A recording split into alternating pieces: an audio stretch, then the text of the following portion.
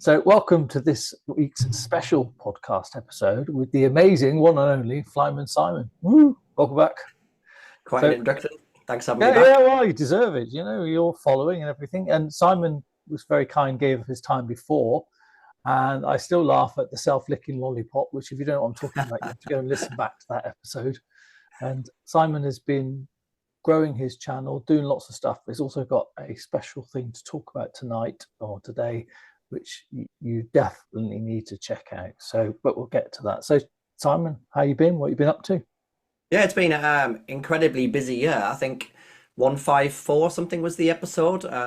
You did your 200th episode not too long ago. I remember doing a Mm, little piece for that. Congratulations. that's right. Yeah. And then yeah, I don't think I had the fourth stripe last time I was on. I was going through it. It was quite hectic fitting in the podcast, I remember. Mm, And then yeah, just once that's got through and got my feet under the table and comfortable in the left-hand seat again, I have been pushing more and more on the fear of flying. So yeah, and it seems to be going quite well. It's I'm getting very favorably treated by the algorithm. well, I was always wondering about what that's like when you go from the right hand seat to the left hand seat, because for you with the flying the Airbus, you got that little Nintendo stick thing, haven't you? So Yeah. it's I always think, what must that be like? I mean, I don't know if you are left-handed, and so this is actually good, but I always wonder how that feels for you.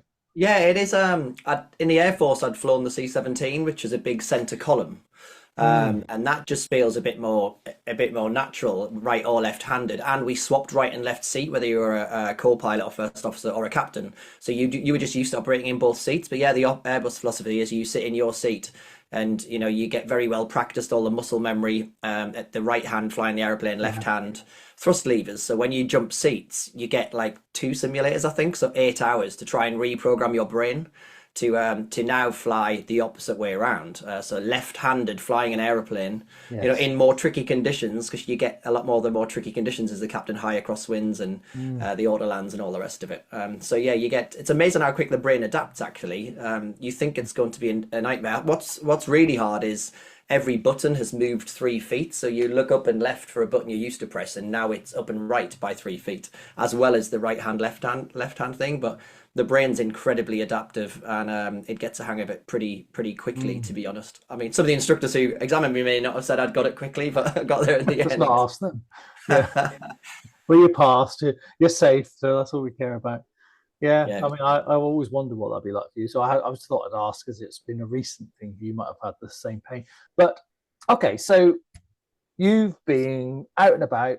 We obviously follow each other, so I see some of the stuff you do, and you've had a kind of massive growth lately, probably in light of that you're doing a lot more stuff. You've got a product out, and also all the things that have been going on recently in aviation. So perhaps you could tell us a little bit about your little or your big product that's come out, the big launch, the so trio, yeah, Turbulence Trio.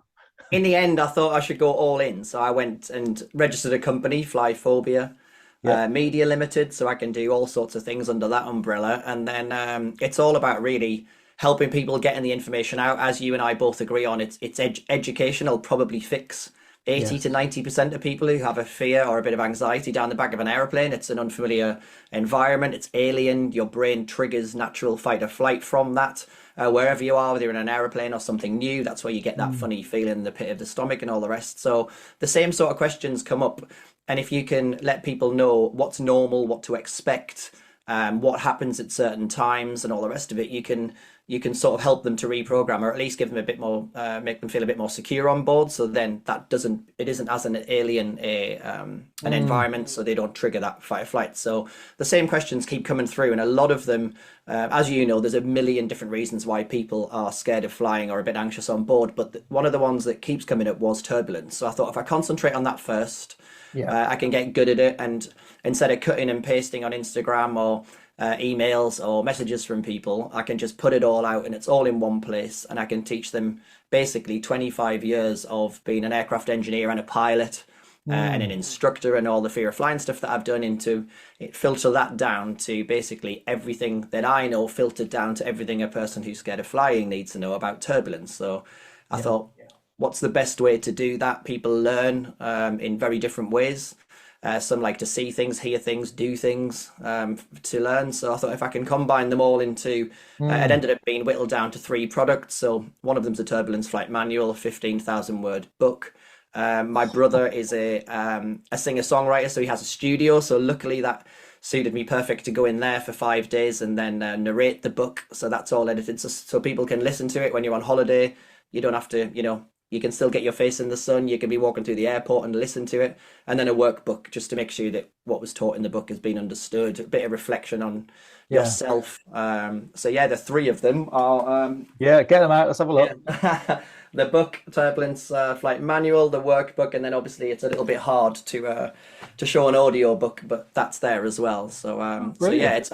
I'm really pleased with it actually. It's had great feedback. It's really helped a lot of people. Mm. I think just the distraction sometimes helps people that they aren't just sitting overthinking. It gives them something else to think about other than what might go wrong or is that Yeah, right? yeah. Well, you've hit the biggie, haven't you? I mean, that's up there with, in the top sort of 3 to 5 fears. Turbulence always Mm. comes up.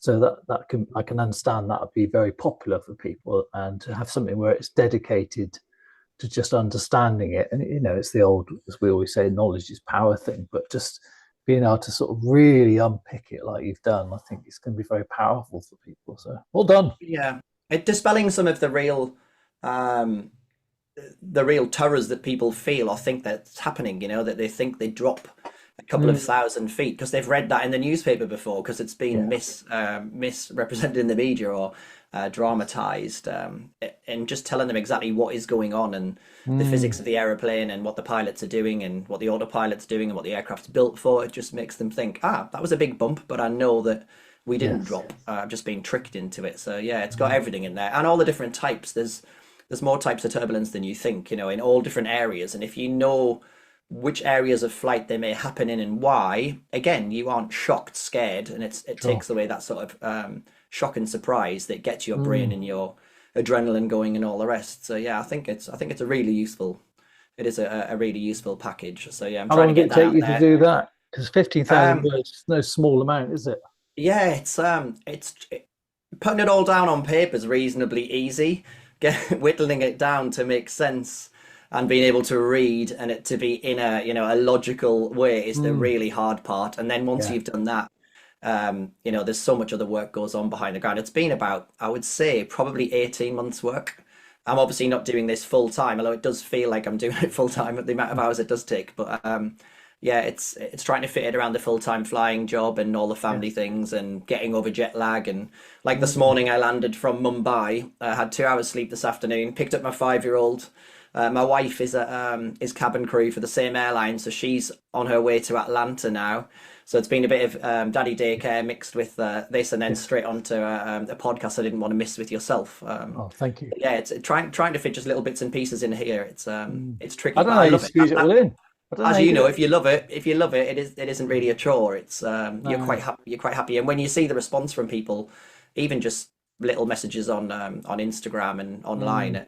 it really does mean a lot when you think that someone's got on a plane or someone has had a nice journey just because of Yeah. one little piece of information you've given them. So yeah, you must get the same. You've done it with thousands of people, so it is Yeah, a yeah. I mean, I was going to ask you what keeps you doing it, because I get it. Once I remember when we talked about it before, how you started doing it, but also that it's no small thing that you've taken on.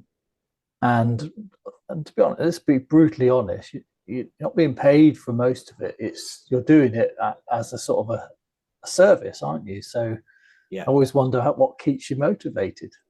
Um, I've loved flying from a young age, and especially as a career in piloting aircraft and working Mm. with all the aviation teams around the airport and everyone involved with it really. And I do you take it for granted sometimes looking out the window, but every now and again you do think, oh wow, this is the job. This is what I do when I get up on a morning. Sometimes really early in the morning, sometimes late at night.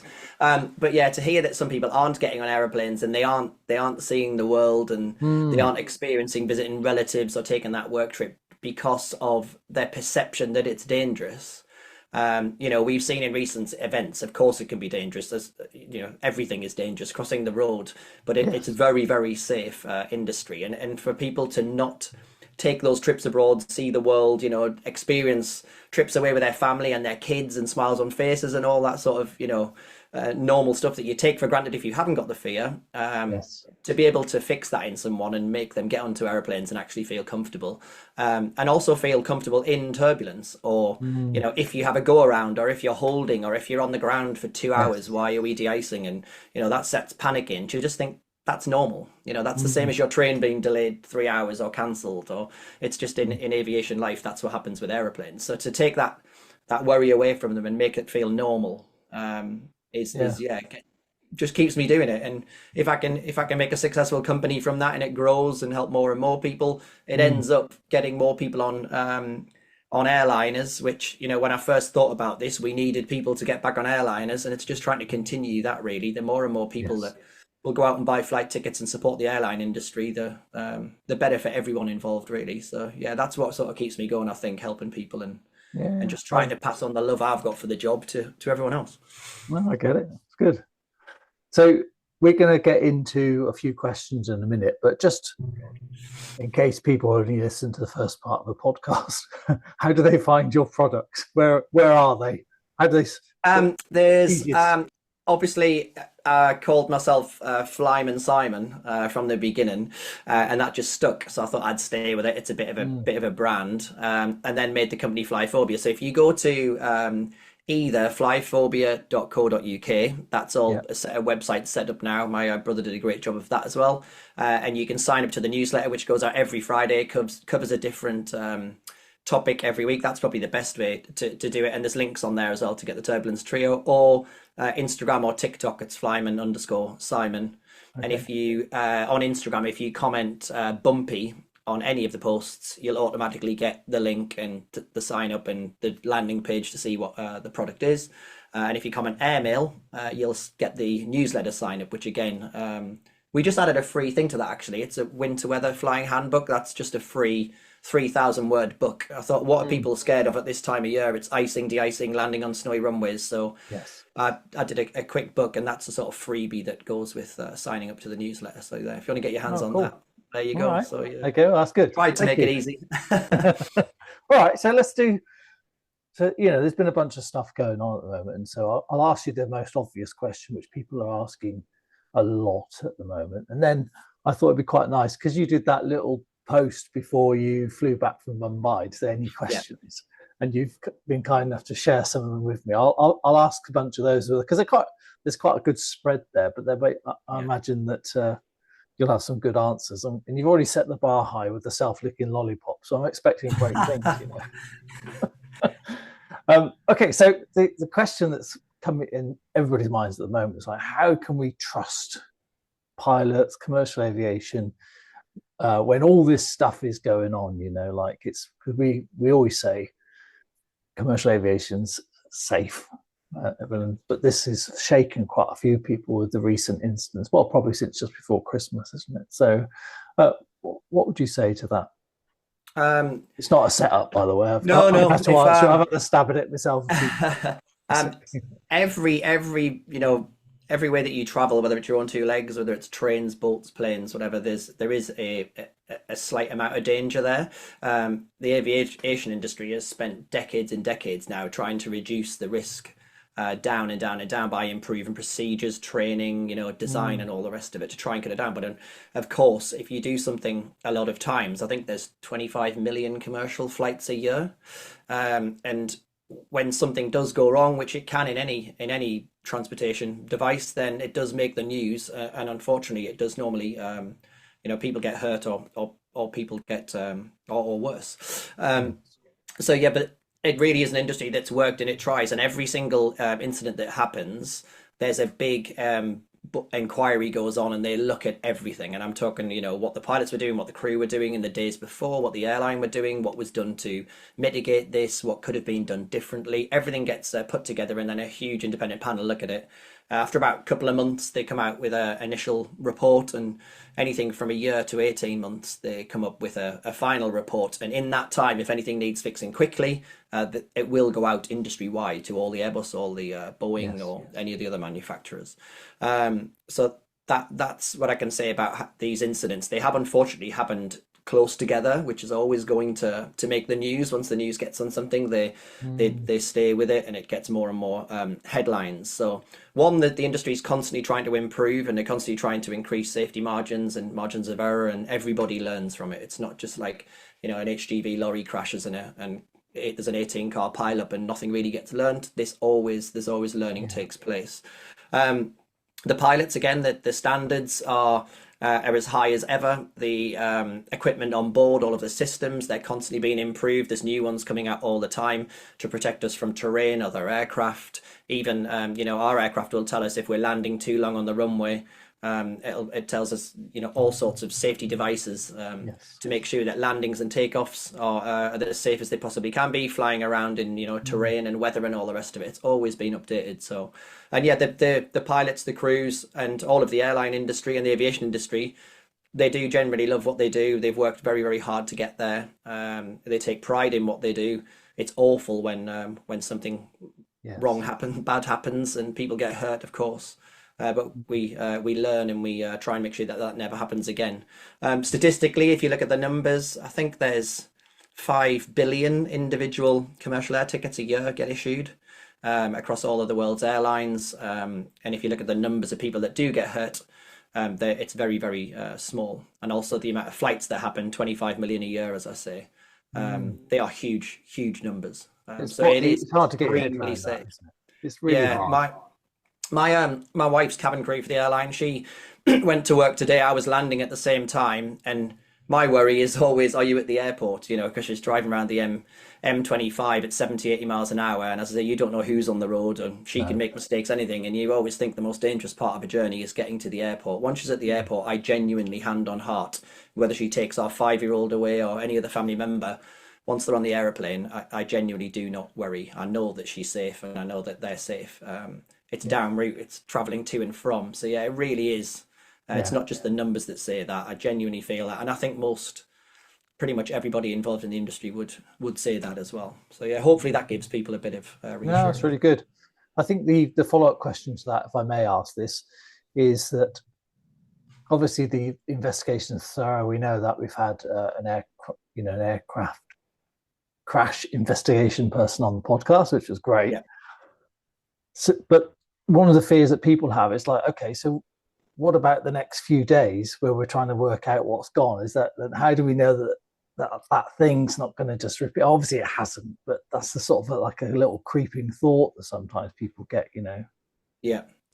I think it is. It's such the accidents that we've seen have been such freak accidents and such against the norms that personally, if they'd brought a new procedure in and that had caused a crash, that would worry me more, that it wasn't being fixed in the days beforehand. But that way of operating with helicopters going underneath airliners on approach, there's normally a big safety margin between them, and it's all it is as safe as it can be, and it's been going on for years and years and years, and there hasn't been any real incidents. Of course, there's little near misses that we learn from as well. That all gets published and people learn from it as well. But I think it has to not try and speculate, because I never do that because you can't until you've got all the facts. But just the pure numbers of times that happens around the world where helicopter traffic is sort of working in and around airliners, but with a big safety margin in a separate corridor, and it doesn't happen, just gives me the faith that it isn't something new that's changed and is wrong and needs to be changed instantly. And as I say, there are professionals like the guy you've had on and other people involved who are paid to make that decision, and that's probably their priority. Do we need to ground? We've seen entire fleets of aircraft grounded, yes, and then it's been found that there was nothing wrong with the aeroplane, but that's the risk they're willing to take. That's the cost they're willing to accept to make sure that aviation is safe. So people do make that call. It's not like push on, let's just keep going because we need to. People do make the tough decisions, and they do ground things, and they do change things instantly if needed. But yeah, that's what gives me the security that people have been flying those sort of procedures. There may have been a mistake in the procedure, or we just don't know yet. But it hasn't. It doesn't really happen very often at all. It was obviously a tragic, terrible event, and as the whole pilot and crew community, we obviously, our hearts go out to the people involved and everyone involved in that. But yeah, I think the main thing for for both of our audiences is not to make it allow that to be a setback. If you feel you've been progressing and getting onto aircraft and feeling better, don't let one, as I say, probability wise, a freak accident scare you. It's there's still thousands and thousands of flights a day getting airborne that are perfectly fine and landing safely. So yeah, just try not to let it make it step back. And I think you put out a great post. It was one of those moments where it was like, I wish I'd put that post out. And it was the one to say, don't let it stunt your progress if you're feeling safer on board and you've made progress. Don't let these incidents knock you back. They are, very, statistics wise, as I say, a freak accident. But the best thing to do is to switch off from the news and social media, because if you constantly tell your brain, look at this accident again and again and again, the side of your brain that makes you have fear doesn't see those as separate incidents. It says there's another one, even if it's repeating the same incident and it's a different reporter. So you're teaching your brain really, and that these accidents happen more than they actually do.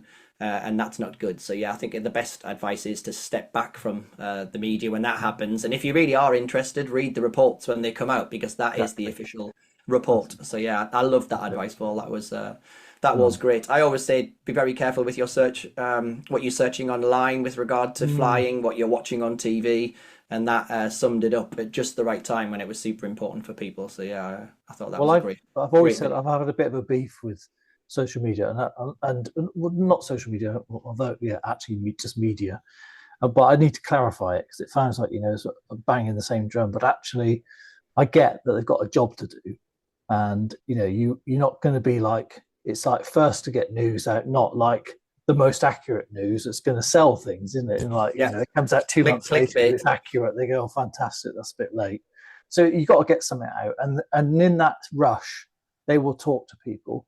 And one of the things that I've always thought is like, I was saying this to somebody the other day, just nobody should be speculating now. It doesn't matter how experienced a pilot they are.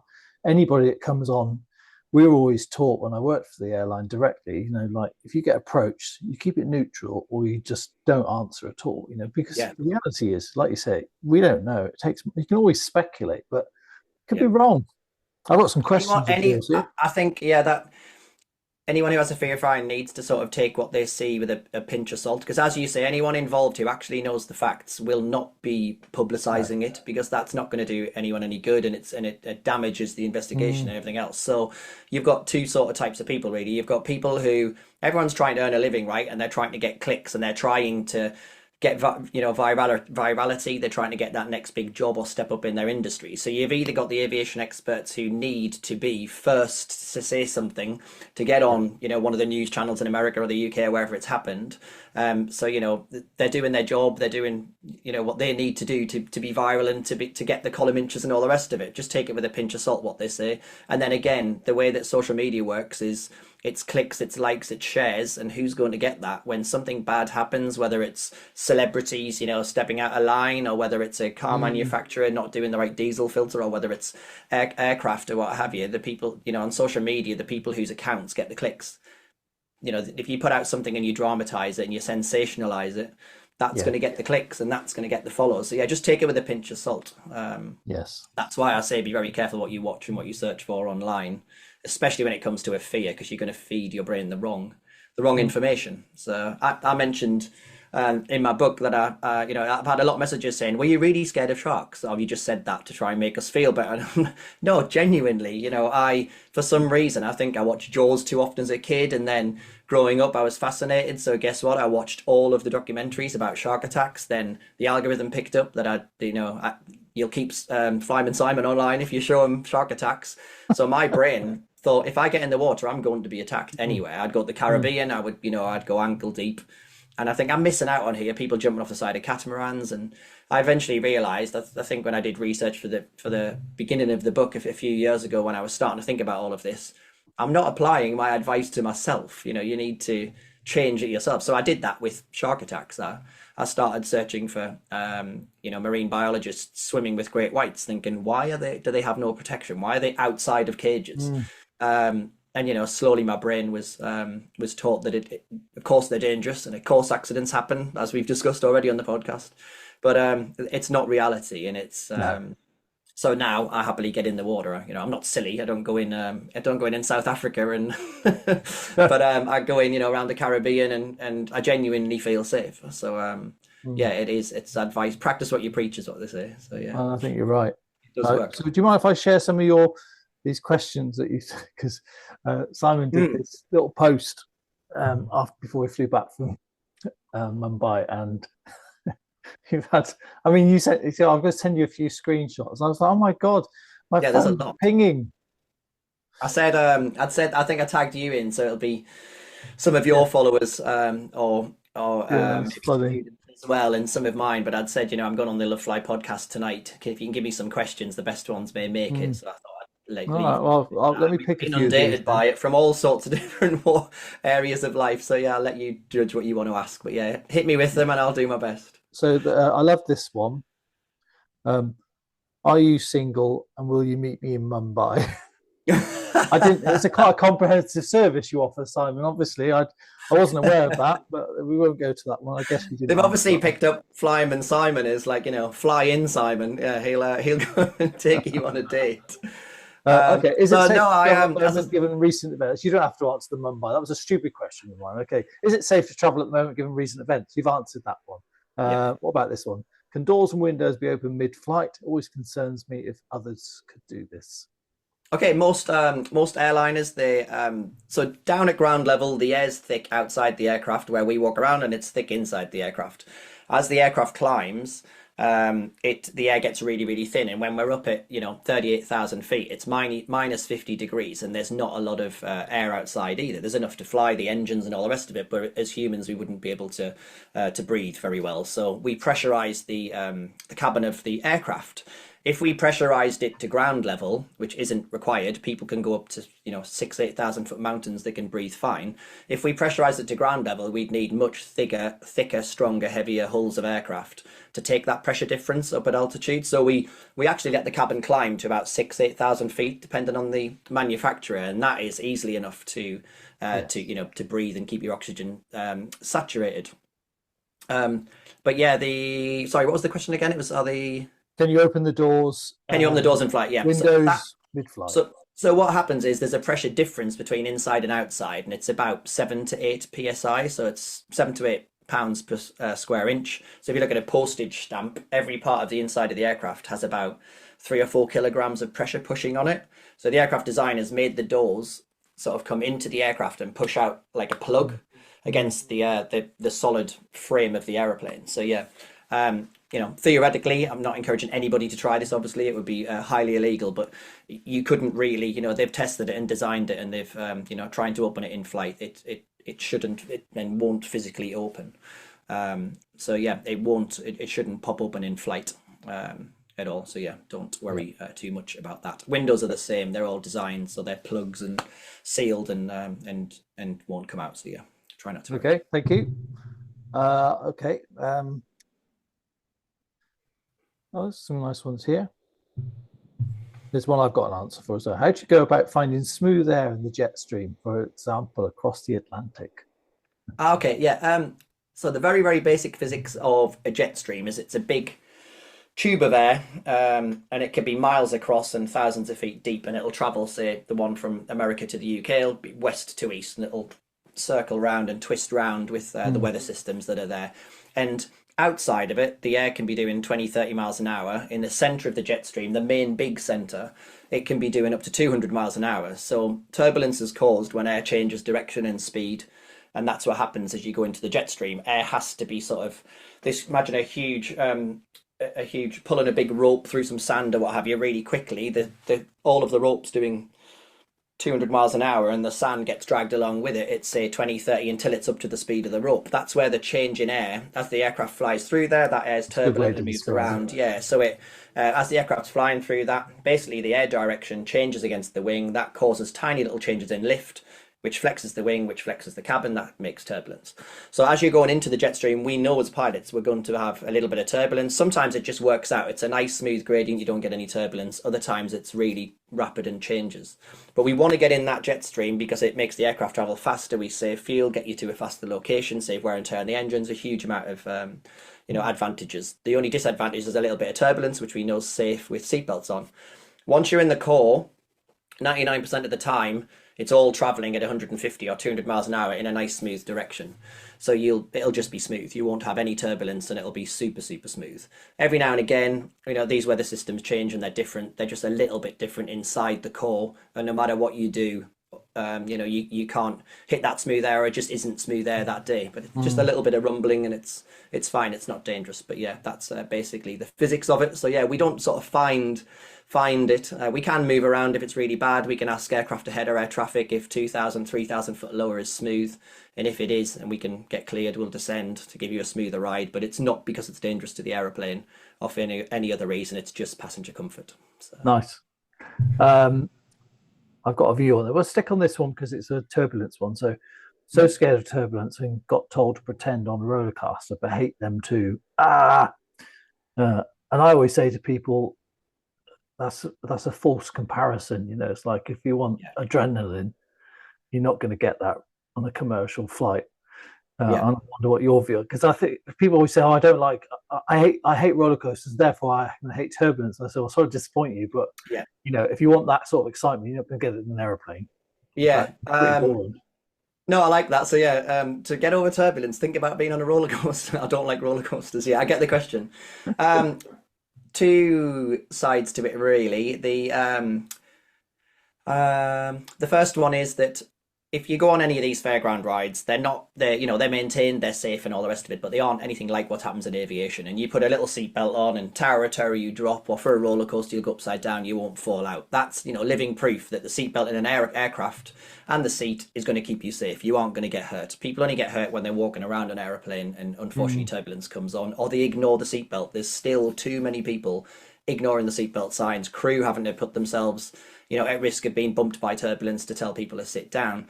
But wear it loosely fastened and then tighten it if the seatbelt signs come on, and always take it seriously, even if it's smooth. So that sort of proves that the seatbelt keeps you safe. The second side is I try not to compare it to like a roller coaster or anything terrible like that. When I give advice, what I do is I say on the way to the airport is a prime time to think about on the train, the coach, the bus, the car, the Uber, or whatever you're on. Just, close your eyes or just zone out for a little while and just concentrate on the rocking, the braking, how much your body's shifting in the seat, how much you're being thrown against a car door without realizing when you go on a car too fast.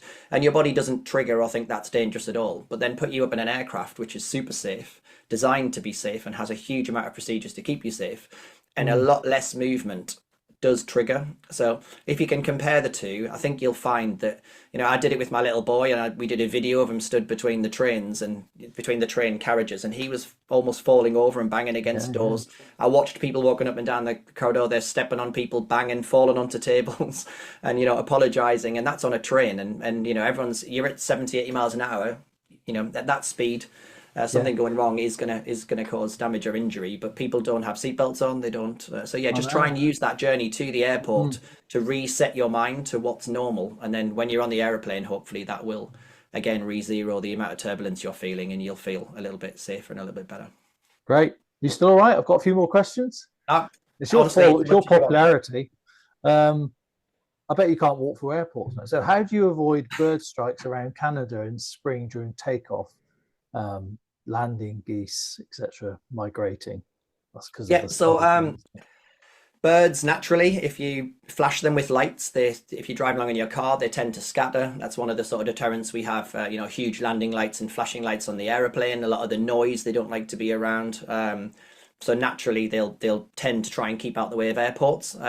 We do realise that obviously that is again a little bit of a risk. It's the tiniest risk, but we have big bird scaring teams, and it's a huge program. If you've ever watched any of these documentaries where they follow different teams around how an airport works, you'll see the bird scarer team, and it's a pretty swept up operation with four-wheel drive vehicles, fireworks, blank cartridges firing off. They play noises like birds of prey. which scare birds away, and it's just to try and keep them off the airfield because, again, the more you can reduce the risk, the better. You can never reduce it to zero, but yeah. And so in Canada, they'll have, just like at an airport that suffers in a lot of sub-zero and snow temperatures, they'll have really souped up snow clearing stuff in airports that have a known slightly increased bird hazard. They'll have bigger teams. They'll spend more money and more resources on keeping the birds away from the airport. So yeah, Great we do now and again if there are big birds of prey in some of the African airfields in India. We'll have a good look out, and if there are birds around, you will delay the takeoff. We're not just putting power on and going and hoping for the best. It's, there are birds to the northern side of the runway, and they'll say, okay, hold position, cancel takeoff clearance. They'll send a bird scarer out until you're happy, and they've gone, and then you go. So just, not many birds fly at night. So, because I know the first thing an anxious mind will think is, what about at night? You can't see them. But yeah, at night, there's hardly any birds fly. So yeah, during the day, we've got things. I've learned something there. I didn't know that. I'm sorry, we're coming back to two turbulence type ones again. So obviously turbulence is the big topic, but it's no bad thing with you promoting your trio. Some turbulence can last for the entire duration of the flight. Can't the pilot avoid that? I've never had that. I've never had the whole flight like that. No, I've had it. I mean, when you say turbulence, I'm talking about a rumble, constant rumble. It's just not smooth. It's it's just a little constant annoying rumble all the time. But yeah, we have a flight planning department that'll spend 24 hours before looking at the turbulence forecast and where they are, and we'll route around it. And then on the day, sometimes you get flight plan 41, which means they've had 41 different changes to try and make it more fuel efficient, smoother, avoid weather, and all those sort of things. And the final plan you'll get may even, we're sat in the flight deck and we're about to load up the plan, and then there's a new plan come through, so you'll put the newest one in. So right up to the point of departure, they will be looking at that. So you do take off with the best plan to avoid turbulence, and then it's our job to keep an eye on the turbulence forecast. It's great now with a Wi-Fi on board. And iPads, you can have a constant update of where the turbulence is, weather at airfields, what the wind's doing, so you get a real up to the minute. And as you're flying along, there'll be a little orange splodge of turbulence at your level, and the GPS position, as you hit it, it'll rumble a little bit. Every now and again, of course, you're gonna pick up a bit of turbulence that isn't forecast or picked up, but it really is accurate. So yeah, we can potentially ask air traffic to avoid round it, but sometimes there are huge weather systems and they're just a little bit of turbulent air. And to avoid them, you're going thousands of miles out of track. People are missing connections. We're burning more fuel. We're always trying to reduce that and do good for the environment. Connection times at airports, it just isn't viable, and there's no safety risk. It's just a little bit of an annoying rumble. So sometimes you do just have to stick with it. But good. Trust me, we are trying trying all the time to look for an option or a smoother level. So yeah, that's why you sometimes have hours and hours of turbulence. Yeah, I've never really had hours and hours of it. I've had, it doesn't happen very often at all. No, I think most flights have 5% or less turbulence. And again, the message I'm trying to get across with this turbulence trio is people are saying, can we avoid turbulence? How do we avoid turbulence? Why don't pilots avoid turbulence? It's because I don't want people to think you have to and need to. It's a normal part of flight. You are going to get it when you enter, certain cloud types. You are going to get it when you cross another aircraft's path. You are going to get it when the weather system. It's fine. It isn't dangerous. What I want to get across to people is get on board an airplane, and when you feel turbulence, it's the same as a bus driver braking a little bit harder at traffic lights or stopping or swerving, or it's just normal part. It isn't. It's not the most comfortable experience. It's, in a perfect world we wouldn't have any, but it's nothing to be scared of. Don't think of a successful flight as a one that doesn't have turbulence, because you're setting yourself a goal you're not going to achieve. Okay. And you'll never like flying because you'll always think that turbulence is a bad flight, and it isn't. That's the sort of message I'm trying to get across. No, I agree. No, we're violently agreeing there. Hi, Simon. Thanks for everything you're doing. This is a tricky one here. I've answered this one before. Thoughts on the website Turbly, please. Okay.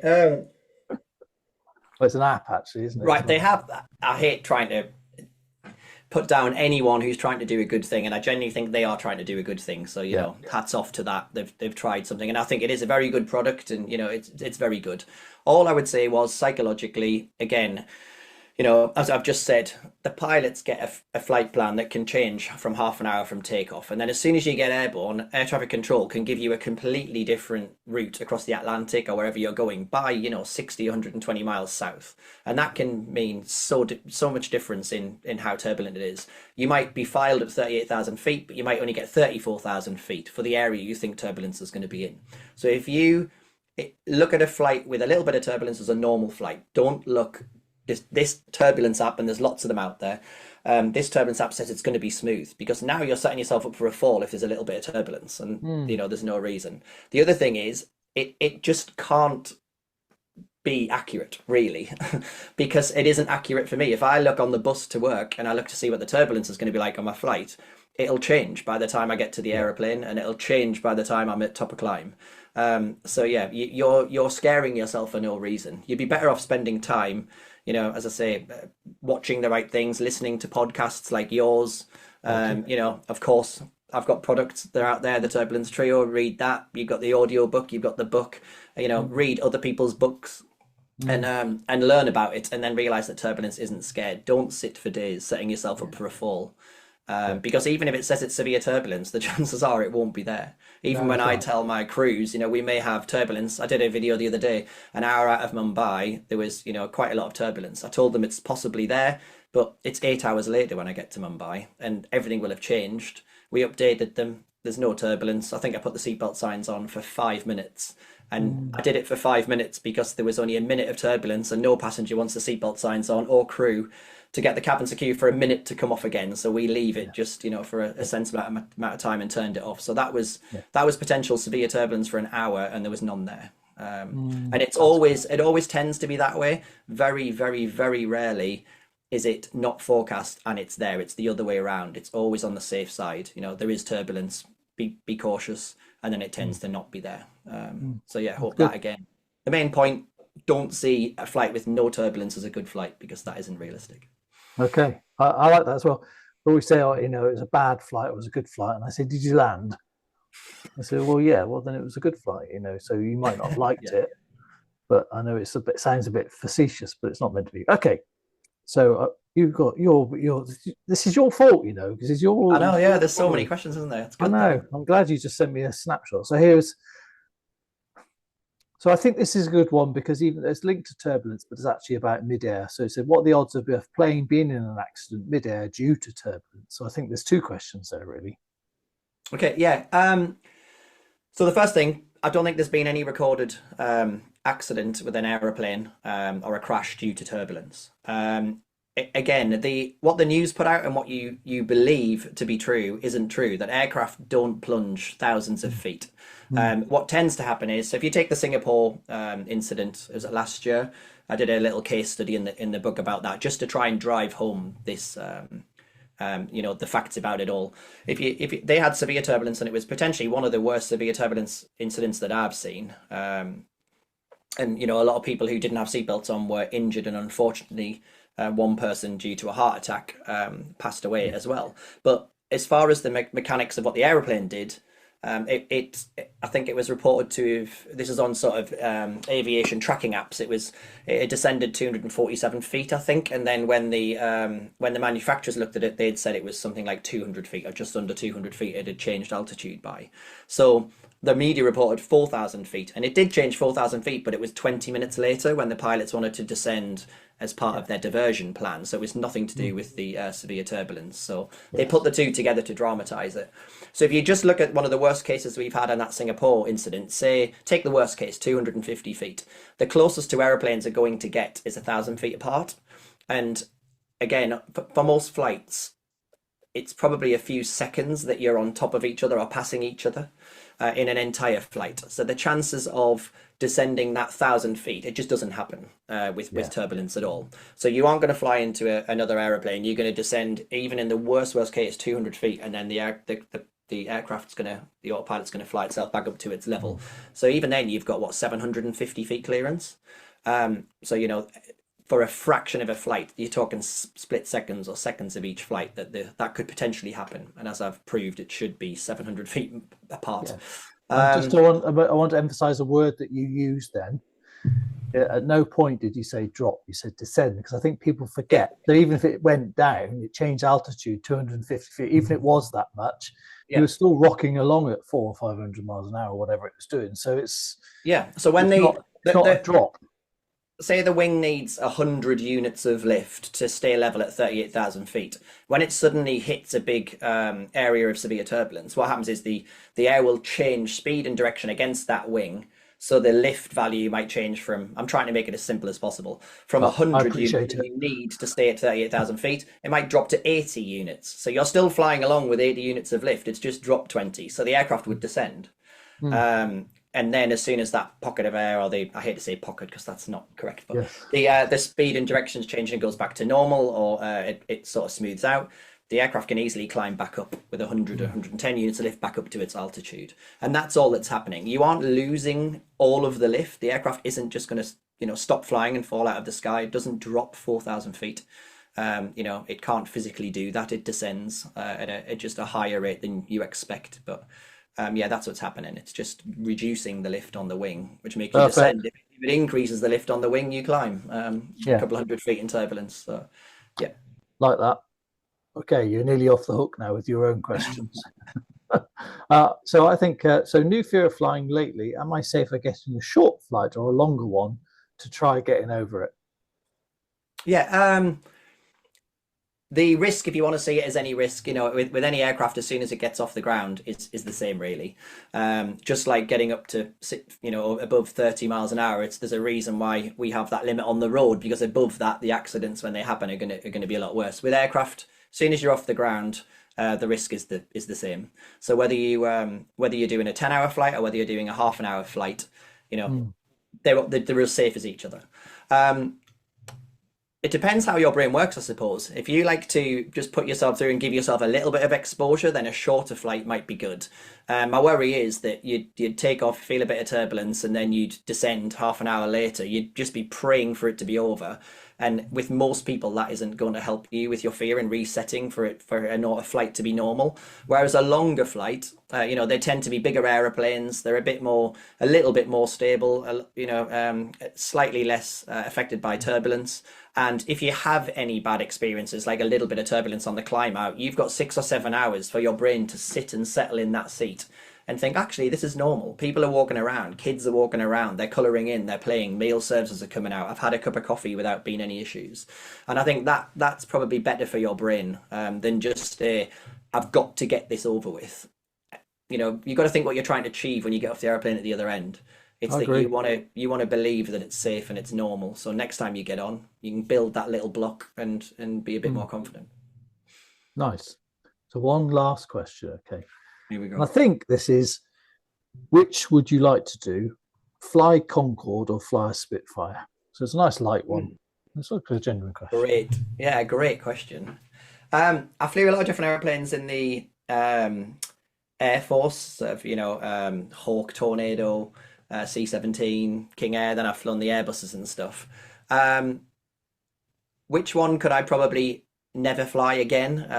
A Spitfire. So I think I'd want to get in a Spitfire and see what that is like. The sound. I've had them fly over me. I think they're just a magnificent machine. Yes. Spitfire or Hurricane. They both did a lot Yeah. of good for us. So I'd love to do that. And yeah, I think the supersonic era is dawning on us again. Is it Boom Mm. Supersonic have just done a big flight the other day. So yeah, I think there might be a chance in our lifetimes to get on something similar to And would you Concorde change? again. Would you do something like that? Would you, if you could, would you switch onto that sort of aircraft? Oh yeah, it would be fantastic. It would be Yeah. superb, I think. It's supersonic flight isn't. I think people think that it's just gonna get people from A to B. It's supersonic speeds and timings. Again, when the news say London to New York, it's like an hour and a half or 2 hours. They just divide the distance by the top speed, and that's not how it works. It's Mm. still slow to get out of airports. Can't go supersonic over land because it puts a sonic boom down. Has to stop being supersonic before it hits land. So it's brilliant over oceans, but I think some of the technology needs to improve so it can go supersonic over land to reach its full potential. So I hope that happens at some point in the future. But yeah, Oh, of course, very cool. I'd love to be involved in any project like that. Yeah, that does I love sound the fun. aircraft I fly. The Airbus A350 is just, it's Yeah. pretty cutting edge and it's fantastic, and it's Mm. getting more technology put on it all the time and improvements. It's a fantastic airplane. I love it. Yeah, I've been on it. I went on it the other day, and it was lovely, Yeah, fantastic, and it's came great. back on the A330. I think it must have been, Yeah, and you can tell it's the same family, but it feels, yeah, with each iteration of these aircraft, they just get more sexy, basically, don't they? They're yeah, just they're yeah. just amazing. I You think just keep any going. any airplane. I was with a friend in Mumbai last week, Darren Francis, who's the UK glider champion, or he has been in the past, and he's always gliding in these super high altitude and distance aircraft with amazing lift characteristics, and some of the things he gets up to. That type of flight's fantastic. If you want to experience the best type of flying, get along. I always say to kids or anyone that wants to get into aviation at any age, go gliding. It's easy to get to. It's not that expensive. It's amazing flying. You learn all the characteristics of flying that you need for any aircraft. You learn how to deal with the weather because you need it to get up to altitude. It's fantastic. So yeah, any type of flying, whether it be Spitfire, Concorde, Boom, Supersonic, a glider, an Airbus, or whatever, they're Brilliant. fantastic. So yeah. Awesome. Thank you. So just to sort of like round off, say thank you ever so much for that. So people do check out Flyman Simon's stuff. If you're not Mhm. following already, you should be. Yeah, And thanks. secondly, I'm just interested. What's the plan? What are you going to do next? So I am back in the studio next month with my brother. I've nearly got it finished, the pilot companion audio book. So I'm going to Okay. spend 1 to 3 minutes every single part of a journey Mm, through the airport and on board, where I'm a pilot companion sat next to you, all the nearest best things. So they'll be able to listen through. It'll distract them. It'll educate them. It'll tell them what's normal, what to expect, sounds, yeah. noises. Even if you're holding, there'll be one. If you're de-icing, there'll be one go around. So we've got that coming up soon. Hopefully, getting that out for the sort of summer season if Mm, people for the summer flying program, and then the next thing will be an online sort of passive fear of flying course where it's a lot of video content from me explaining again all different types of flight, answering everyone's sort of top fear flying questions again in just every part, just trying to educate every part. Turbulence sure. is one area, but people have a lot of other fears. So yeah, hopefully getting that out and just Mm, growing the community with the newsletter. And mm. a couple of other ideas in the pipeline. Love working with you guys. I think what you do is fantastic. Thank you. For any of my followers, if you want a face-to-face fear of flying course, there's no better than what Paul and his team do at Lovefly. So there's so much good feedback, and some people learn that way, and some I'm trying to do it. It's very hard with a full-time flying job and everything else that I'm Mm, involved in to do what you do. It takes a lot of time to do that. So I'm trying to do something that sort of works alongside it, where it's all online and people can do it when they're on holiday and when they're mm, flying and walking through the airport or on a mm. business trip or whatever. So yeah, it's all that sort of stuff. So yeah. Oh, better cancel that. It's probably someone saying, "You didn't answer my question." I Yes. asked you a question. Why hasn't Paul asked That's it? not what I meant. Yeah. If I anybody will. does want any questions, I'm sure you offer the same, Paul. Get in touch with Lovefly, get in touch with myself through social media. I'm always after, what piece of content should I put out next? And if people ask me a question, I can hit reply, and instead of a text reply, I hit the video camera. And even on the way to work or down route, I can then do a video reply to people. They seem to go down well, and it goes out on the Mm, channel. Everybody learns from it. So I'm yeah. always after that sort of thing. So if you do have any other questions we haven't covered today, please ask that Yeah. or email. Yeah. Apologies if you because you did send through loads, but there were so many. The We way, yeah. just picked. We did a sort of bit of a triage and sort of going like No, they these were are good great. ones. Yeah, they were good. There were some good questions there, but they were all great. But so apologies if we didn't get to go through all of them. But thank you. That was awesome. No, it was great. And Thanks for having me good again, luck. Paul. Now you're captain. I always wonder what do captains do once they're captains. Can you Yeah, make it more captainy? they start up fear of flying companies because I should be on the golf course or enjoying my days off. But I just love it when I'm down route, getting stuck into it, and it keeps me busy, keeps me out of the pub. I've never been to the gym and concentrated and worked so hard on something. So yeah, it keeps me out of the pub and spending money, and I genuinely do love it. So Yeah. so Well, yeah, keep doing what you're doing. a lot of people go into training. They become a captain, then become a training captain. I did that in the Air Force. And it's something that I do want to do in future Mm, for my airline. So yeah, we'll see how this company goes, Flyphobia and the Flyman Simon project, yes. and then take it from there. Oh, thank you, and good luck with whatever you go and do. And Brilliant. Thank you very much for your time, and good luck with your turbulence trio and everything else that you bring out. And hopefully, we'll see you again at some Yeah, point. definitely. We'll come on and we'll do this every so often. It's quite nice, I think, to get the questions answered, and it's brilliant. So yeah, thanks for having me on. It's been a pleasure. Thank you, Simon. Thanks, Paul. Cheers.